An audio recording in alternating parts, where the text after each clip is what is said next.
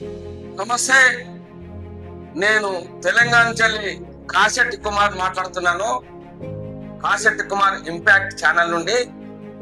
ఈరోజు ధర్మము న్యాయము అనేది ఒకటి ఉన్నది మన భారతదేశంలో.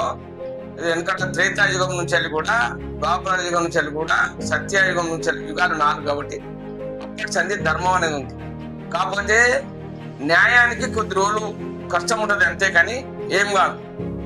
ఈరోజు బంగ్లాదేశ్ లో చూడండి ఏం జరిగిందో, మీకు ఏం జరిగిందో చూడండి. ఇక్కడ హైదరాబాద్ లో కూడా, తెలంగాణలో కూడా టిఆర్ఎస్ గవర్నమెంట్ మొత్తం మందిని కలిసిండు. ఒక పార్టీ పెడదాం, థర్డ్ పార్టీ పెట్టి మనం గవర్నమెంట్ లింక్ చేద్దామని చేసిండు కేసీఆర్ గారు. చేస్తే ఆయన ఎవరెవరైతే కలిసిండ్రో అందరూ ఓడిపోయారు, మొత్తం మంది ఓడిపోయారు. చూపి ఒకసారి ఆలోచించుకోండి. ఒకసారి దాని గురించి మీరు ఒకసారి గమనించండి.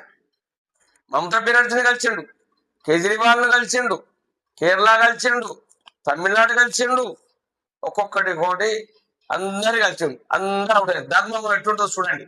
నరేంద్ర మోడీకి అపోజిట్ గా పోయి నరేంద్ర మోడీ దింపుదాం, మన భారతదేశం మంచిగా ఉండదు, అల్లాలతో చచ్చిపోవాలి అందరూ, వీళ్ళు పోయి పాకిస్తాన్ ఉండాలి అని ఆలోచనకు వచ్చేసారు.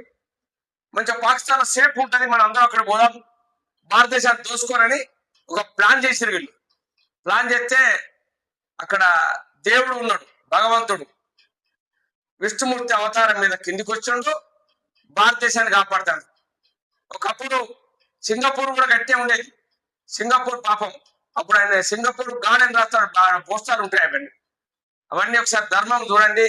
మీరు కూడా ముఖ్యమంత్రులు ఒక ప్రజలను దోసుకోకుండా, ప్రజలకు న్యాయం చేసుకుంటా, ప్రజలకు ఏం కావాలో చేసుకుంటా పోండి, తప్పులేదు. కానీ గిట్టనే ధర్మం న్యాయంగా ఉండేటోళ్ళకు ఏలు పెడితే మీ ఏలు కట్ అవుతుంది, అంతేకాదు ప్రజలు కట్ చేస్తారు, నేనేం చేయను. అది మీరు ఒకసారి గమనించండి.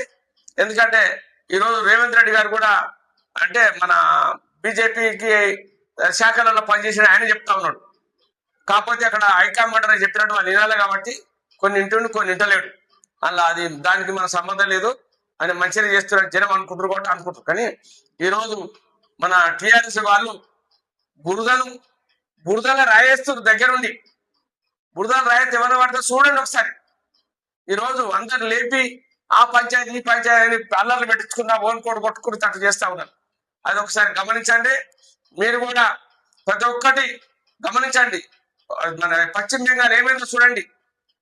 అది ఎంతమంది హిందువుల ద్రోవులను అందరిని ఏరి